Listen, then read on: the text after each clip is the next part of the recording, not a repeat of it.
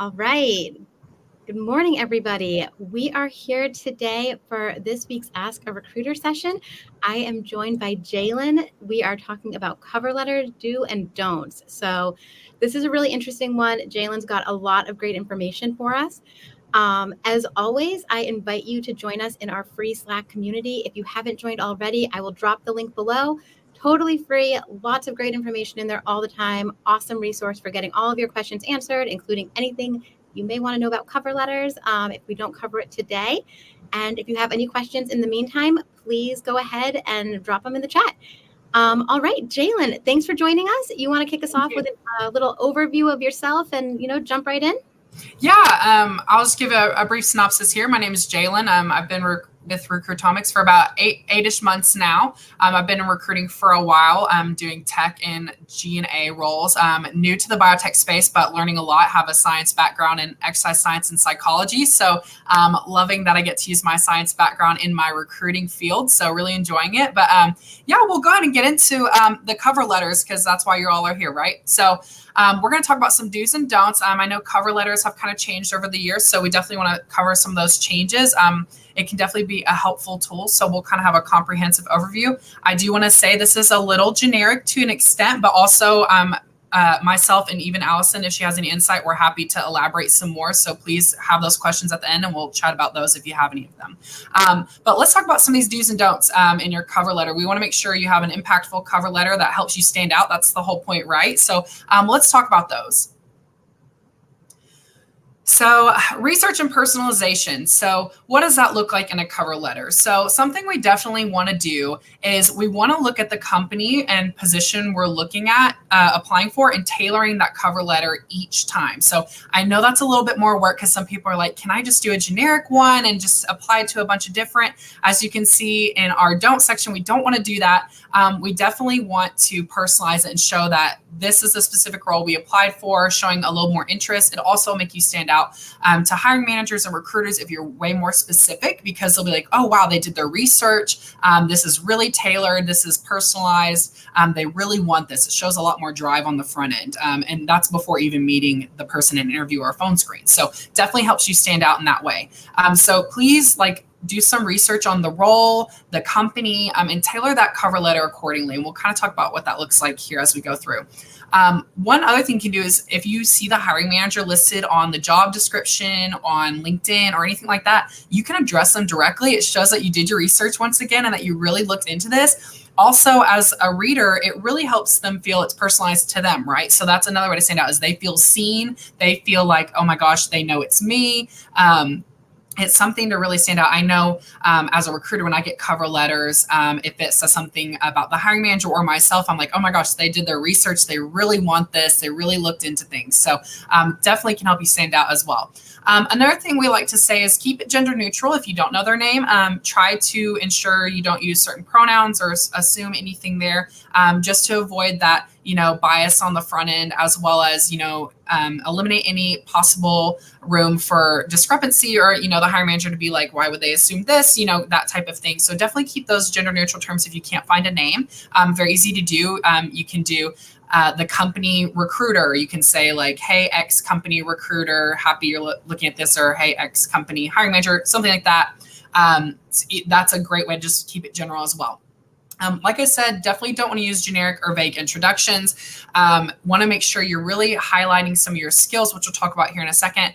And like I mentioned, we don't want to use the same cover letter or like a general template and just copy and paste each job, right? We don't want to do that. I will let you know as a recruiter when I see something that says, hey, company, my name is so-and-so, and they say their experience, and it's very generic. I'm like, they probably sent this mass cover letter to a bunch of companies. It's not personalized. They didn't really put in the extra time or effort, and it just doesn't look that great. Obviously, it doesn't mean it's a deal breaker, but it's definitely not something that is going to make you stand out. So since we're wanting to do that I would say definitely tailor it to the company or the position. I know a lot of people are using AI right now. It's definitely a helpful tool. Definitely use caution with AI generated cover letters. I actually was looking at some just to see, what's out there. And some of them are pretty decent, but a lot of them are literally copy and paste from the job description, right? So if use AI and say, hey, make me a cover letter for this role, it's going to copy and paste a lot of things in the job description. And recruiters and hiring managers will know that. Like we see it and we know, hey, this is literally copy and paste, a lot of keyword stuffing, which we'll talk about as well a little bit later on. So be careful with those. It's definitely helpful if you need somewhere to get started. But if you make an AI generated cover letter, tailor it. Like I said, make sure you're editing, make it personalized to the company position, yourself, your skills. Don't let it just do a bunch of keywords and pop-ups and copy paste. We don't want that. That's not going to help you stand out. So be cautious with those. Another thing people ask about is that formatting, right? How can we be clear? How can we make sure we're communicating what we want to get across? What can we do? So definitely use a professional formatting, and there's lots of templates online to look at, as well as utilize your recruiters, right? Utilize us at the collaboratory, in the Slack communities. We're definitely here to help with cover letter formatting, any of those questions. So utilize us, utilize Google as well. There's a lot of different templates out there. Obviously, each job and company is a little different. So do what you feel is most comfortable and confident in your own skill set. I would say to keep the format the same as your resume as best you can. So if you use something a little bit more creative with your resume, try to add some maybe of that color in your cover letter. Or if you use bullet points in your resume, throw a couple bullet points in your cover letter. That's something that can really help showcase, you're synchronized, you're in sync with the way you communicate. It shows uniformity. It's a good way to show you're organized. If they look the same, if they look totally different, it'll kind of, is this the same person? Am I looking at the same resume? Is the same cover letter? So it's good to keep those kind of succinct and parallel to each other. Also something to note, please keep your cover letter to one page. The cover letter is like an extra advertisement for yourself. It's not supposed to be your resume or your LinkedIn again. So we want to make sure that it's just an extra selling point, right? So one letter is perfect. It definitely helps recruiters and hiring managers as we do have quite a few applications.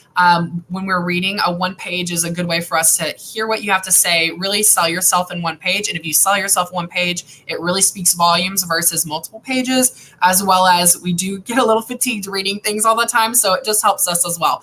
So it's a good way to stand out as like, hey, they really sold themselves in one page, like excellent work communicating and getting everything across in such a short little paragraph or page. So definitely utilize that one page method. We don't want something excessively long. Like I mentioned, it does get fatiguing to read over and over and over multiple pages of cover letters, as well as you're wanting to sell yourself. You're not wanting to tell us every little detail about you, right? That's what interviews are for. That's what LinkedIn's for. Your resume can cover a lot of that as well. Don't use this cover letter as a way to reevaluate and retell us everything we already have seen on your LinkedIn resume. And save some stuff for the interviews as well. We want to hear more in the interview. We don't want to hear you kind of repeat yourself. We want to hear some diversity and variety of answers. So don't give it all away in a cover letter. So keep it to one page. And like I said, those unnecessary details, if you're applying for a genome scientist, we don't really need to know unnecessary details about maybe how to format an email, or, you are good at networking events, things like that. Like it's not super relevant to that job description unless they mention those things, then obviously include them. But if it's not relevant to the job description, I would say it could be something you can mention in the interview, but don't include on the cover letter. Save that space for something more relevant. Okay, those introduction and skills, let's get into it. So something we would definitely recommend is to start with a strong opening that states what your position is you're applying for. As I mentioned, tailoring that intro. So we want to make sure all the skill sets we have, we are catering towards the job and towards the company. So in my situation, I'm in recruiting. So I would tailor my skills of, hey, I have X plus years in recruiting. I've covered these types of roles in these fields. I was doing this amount of roles per quarter, things like that. It really showcases my skill set to the role, because those are things I would have to do as a recruiter. Now, with different roles in biotech, you're going to have to cater to what the job description's asking for. So definitely read over that and ensure hey, I have this skill and I did this, and present that in the intro. You don't want to do that too much. So kind of summarize as best you can, because like I said, this is a selling point, a summarization of your skill set and your background. So highlight those skills and qualifications that best match the job description. Don't include a bunch of extra things that you feel like could be potentially relevant. If you don't feel like it's relevant now, save it for an interview, and then maybe it's more relevant then, or it's an extra talking point for the recruiter, like, oh, they've done more beyond what we've read. Like I said, the more variety you have, the better, because it just showcases you have a very expansive and extensive amount of skills. So save some of those for the interview as well. You do want to use relevant keywords when you're discussing your skills and accomplishments. I mentioned keyword stuffing. And it's actually in our don't at the bottom, you can see there. We don't want to just throw in a bunch of keywords for a certain job, right? And make it auto-populate from, the applicant tracking system that we use as recruiters or the hiring manager uses.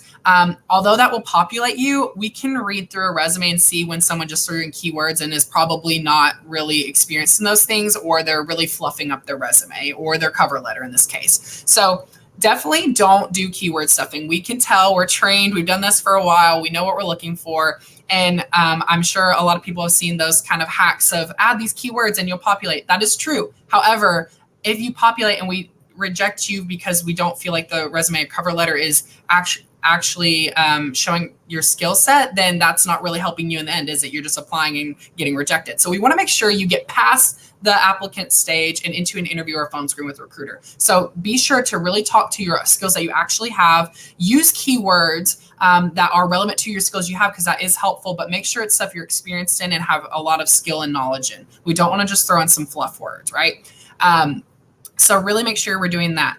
And as I mentioned before with the intro, we really want it tailored to our skill set and as well as the company and the role. So don't be generic. Don't say, hey, I have this amount of skills in this field and kind of copy paste for every job you apply to. We want to make sure we're specifically mentioning certain attributes and skills that are listed in the job description as requirements. And even some of those nice to have requirements are really helpful to include, because it shows, hey, they have the qualifications as well as some extra things we're actually mentioned we're looking for. So that's a great way to put that in the intro right off the bat, because it really helps summarize you have extra skills that we're looking for.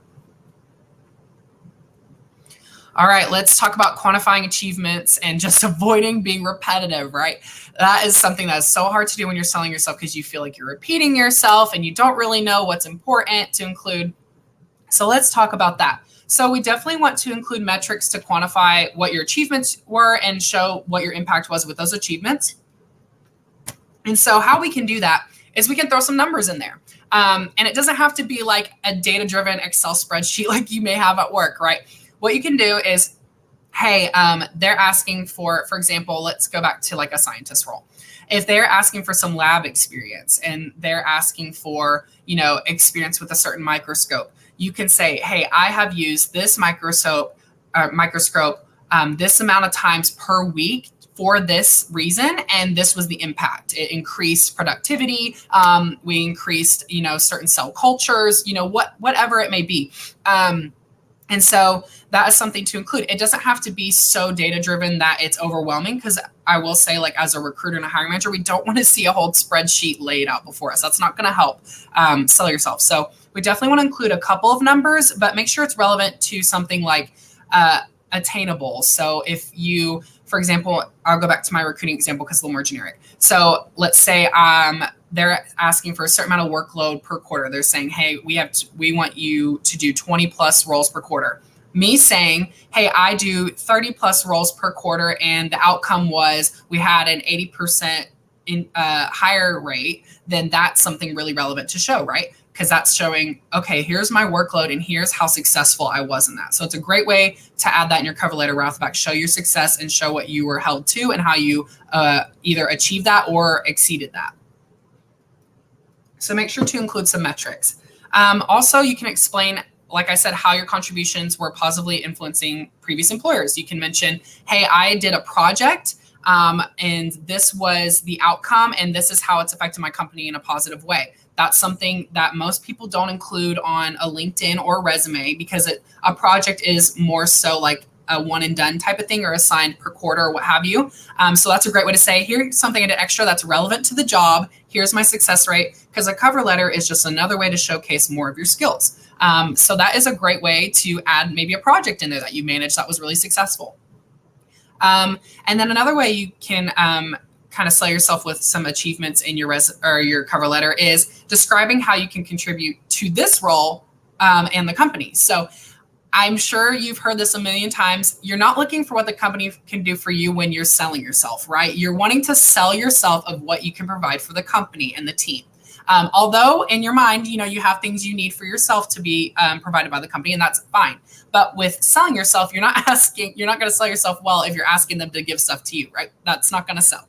What sells is your skills and your experience. So we want to make sure we really focus on what you've done in previous roles and what skills you have that contribute to the company. So if they're asking for certain things, like a certain data set or a certain technological skill, you can say, hey, I have done X things and this was the impact it had on my company. This is how successful I was. I actually trained people on this beyond learning it myself, things like that. And it shows, wow, they really went above and beyond, as well as they're bringing something skill-wise we are looking for and giving us real life data or real life examples of how they were successful with it. So that's a great thing to add in that cover letter. Something else to include is new content that's not in your resume, which I mentioned before. So how can we do that? Like I said, the projects are a really great example. Maybe some extra things you did on the side when maybe things were slower, or your hiring manager said, hey, I know you're a scientist, or you're in, biotech sales or what have you, but we really see you have a great skill with networking. Can you go to these events, or can you deal with social media? That's something you can put in there if it's relevant to the job. I will say, don't put things that are irrelevant. As I mentioned before, we only want things that are transferable. So if it's something you see on there they mention as a nice to have or a qualification, please include those. That's a great way to show, I didn't include this on my resume, I didn't include this on my LinkedIn, but I have done this and it's in the job description. Throw it on the cover letter. Perfect way to sell that. As I mentioned, we don't want to focus on our current job duties and just restate a resume on LinkedIn. That's not really important. As I mentioned, we don't want unnecessary details, and definitely don't just say like, here was my job, here's what I did, my title and education. It's not going to sell. We want to really stand out with our cover letter. So let's make sure we do that. Okay, here we go. Avoiding negative language and irrelevant information. We kind of touched on this a little bit. So we do want to keep our language positive. And people are like, well, why would I be negative in a cover letter? That doesn't make any sense. Here's what I mean by that. So something that could be interpreted as negative language is saying you don't have a certain skill. So let's say, in interviews, you're kind of taught, if you don't have a relevant skill, say, I don't have that, but I have this. In your cover letter, you don't need to do that. No one's asking you a question. You don't have to kind of out yourself, so to speak, and say, I don't have this skill. What you can do is say the skills you do have. Don't kind of keep that negative language out of the cover letter, because no one's asking a question to make you have to say you don't have something. So keep it to what you do have and focus on those relevant experiences, which is the next bullet point there. So make sure you do that. And like I said, we don't want to put irrelevant things in here, right? So that also includes personal info or hobbies. Some people like to add a little personal twist and say, alongside my scientist role, I also love hiking and I have a dog and things like that. Awesome. Great. Might be a conversation topic for an interview, but definitely not a cover letter or a resume or anything like that. So want to keep it to your skill set, because you do only have a page. And if you throw things in there, it's just not really relevant to the cause. So let's make sure we don't add those in there. As I mentioned, we don't want anything irrelevant to the job. So make sure we have only skill sets transferable and that are in the job description. And right here, we said, don't discuss why you're looking for a new position. And that's kind of a gray area, right? So let me explain what I mean by that. So some people are trying to transfer into a new career, which would be more, I feel like, relevant based on your personal preference and how you feel comfortable to include. So if you're transferring from, maybe you're a doctor at a university teaching a scientific topic or class, and you're wanting to transfer into a scientist role, that may be relevant to include in a cover letter if you feel comfortable, because that's a career shift that's like transferable. And you can talk about your transferable skills from that. But if you're just talking about a layoff or, moving because you want to change a scenery or, things like that, not really relevant to include in a cover letter. I will say, if they ask you in an interview, please talk about it and elaborate and just talk about the honest answer behind that. But it's not really relevant to put in a cover letter. Don't overshare, I guess, so to speak. So if you feel like it's relevant, share it. But if not, we say it's safer not to include it. Okay, proofreading and professionalism. Let's talk about it. So definitely avoid discussing salary and benefits in your cover letter. Not relevant, something you would cover with a recruiter in a call or a hiring manager later in the interview process. Not relevant to talk about that in a cover letter. It's just kind of, so to speak, like kind of setting yourself back because you're talking about money already. So we obviously know money is part of having a job. You have to pay for things and that is important, but definitely don't include it in your cover letter. It's not necessary. It's selling yourself, not asking for things once again. Make sure you proofread thoroughly. Ask other people to review your letter. Sometimes an extra set of eyes catches some mistakes, some typos or some formatting issues, or maybe I don't understand what you're communicating here, but you understand it. It's helpful to have an extra set of eyes. So have other people review that. As I mentioned, don't overlook typos. Have someone proofread and make sure your format looks good. Don't focus on what the company can offer you, not selling yourself if you're asking them for things. And like I said, don't send your letter without proofreading it. Make sure it's correct and well formatted. And how will our employer receive it? That's a good thing to ask your friends and family if they proofread. All right, so closing your letter. Let's end with a call to action. So at the end of your cover letter, definitely take initiative and take action and request a follow-up. Say, hey, thank you so much for reading this and taking the time. Here's my contact info, and I look forward to hearing from you soon. I'm available at these times, or you can say email is my preference, but you can reach me at this phone. Things like that. Definitely have a call to action for whoever's reading your resume so they know, okay, hey, now that I've read this, what action should I take for this candidate if I like what I read? If you end with something passive of like, I hope you enjoyed this, hopefully I hear a call from you soon, it's very passive and it doesn't sound like very confident. So let's have a positive and confident call to action at the end of our cover letter. And it really makes recruiters and hiring managers be like, they're confident, I like what I read, and here's how I contact them, and I'm going to do that. So let's end with a call to action and make sure it's not passive. We want to make sure it's kind of a little more direct. So that's definitely a great way to end a cover letter. And that is actually all the content I had for the cover letter. I have, I believe, we have some Q&As here, Allison? We do. First of all, thank you so much. That was fantastic. I don't think that was generic at all. You gave some really, really excellent examples. So thank you. A couple quick questions, and some of them reiterate a little bit of what you already said, but I think they're really salient points. So one of them is a really good question. What's the best way to submit your cover letter? Is it Word or is it a PDF? Good question. Recruiters will always tell you more often than not PDF. And the reason we say that is because formatting. So PDF is basically, think of it like a picture. Whenever you upload it, it is exactly how it is. It does not change. It is think of a screenshot, so to speak. It's literally just a screenshot. You can't change it. With Word, it transfers and can be formatted very incorrectly depending on the applicant tracking system. And obviously, as an applicant, are you going to know what applicant tracking system we're using and how it's going to format? No. So better safe than sorry, PDF, always. I do that for myself when I applied to jobs previously. Every candidate I get, when they send me a Word, I say, hey, can you please send me a PDF? And then I let them know the insider info of like, just so you know, Word usually translates weird. So just PDF safer. So safe way to go. It's the same across all boards. I would say PDF. Great.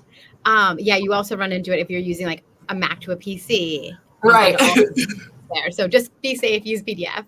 Right. We have a question that just came in. Do we have to end with your name and signature just to remind the recruiter whose cover letter they are reading? So basically, should you close it out by, saying, thank you so much, sincerely, Jaylen? What type of a closing should you use? Yes, definitely end with your name because sometimes when reading, it is easy to forget which candidate you're on, as well as think of it like a letter. So, because that's what it is, a literal cover letter. So you address who you're talking to, and then you end with your name so they know who it's from. Definitely end with your signature.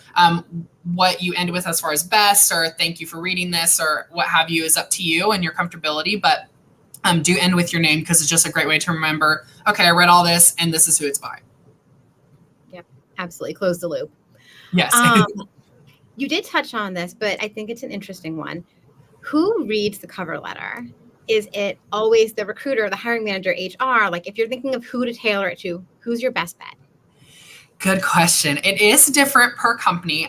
Your safest bet is a recruiter. However, it's best to address the hiring manager if you can find the hiring manager, because ultimately everything the recruiter pushes to the hiring manager is your cover letter, your resume, and any of their notes from a phone screen. So it's going to the hiring manager eventually if you move forward. So you might as well address. And also, as a recruiter, we know you're going to want to address the hiring manager. We're helping sell you to the hiring manager. So if you put the hiring manager's name, we can say, hey, also, side note, they did their research to the point of knowing you were the hiring manager for this and addressed you in their cover letter.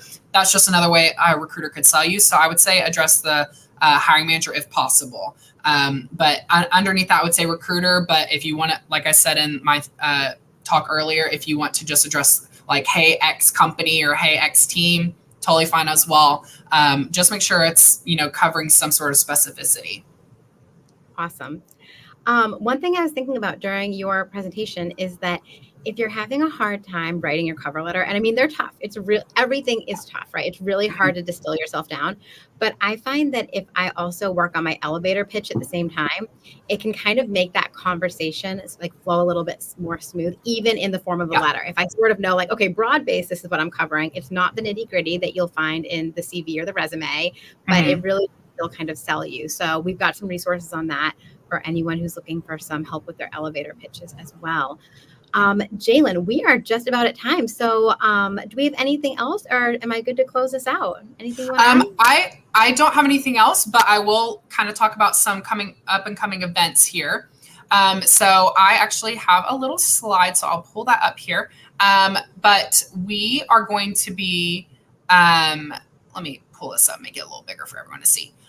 So we have some up and coming events. So if you like today's event, thank you so much. We're happy to have you. Definitely check out the Collaboratory Career Hub, join our free Slack channel, get involved there. It's a lot of helpful resources for our tech and biotech lovers out here in that career field. But also, if you join, you'll have more access beyond these lives.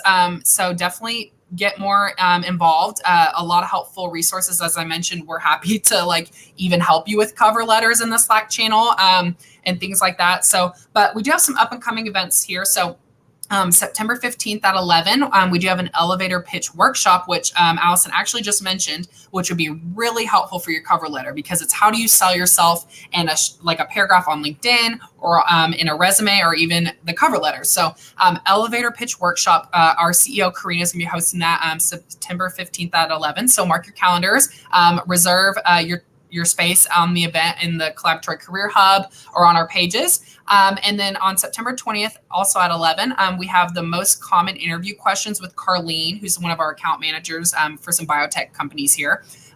So that's going to help you with your interview prep and kind of what to expect and what are some common questions that you can prepare for. And then I'll also be hosting another event on September 27th at 11. And that's going to be how to research a company before you interview. And so that's going to be a really informative time of, with this cover letter or job applications or just interview prep. It's helpful to know what you're getting into and knowing more about the company to really sell yourself beyond, the basics of the job description. So definitely mark your calendars for that and reserve those times. We'd love to have you. We're really excited when anyone's on here. So I did want to kind of talk about those a little bit, but other than that, I do not have anything else. I mean, that was amazing. And yeah, so many good events coming up, so many good speakers. I can't do a better closeout than that. So we'll leave it with that. Jaylen, thank you so much for your time today. Thank you for all the great information. Thank you to everyone who tuned in. If we didn't get to your question, we will answer it in whichever format you send it to us: YouTube, LinkedIn, Facebook, Slack. So we will get to you and make sure you have all the information you need. Jaylen, have an awesome rest of your day. Everyone who tuned in, have a great day, and we'll see you next week. Thanks so much. Thank you. Bye, Alison.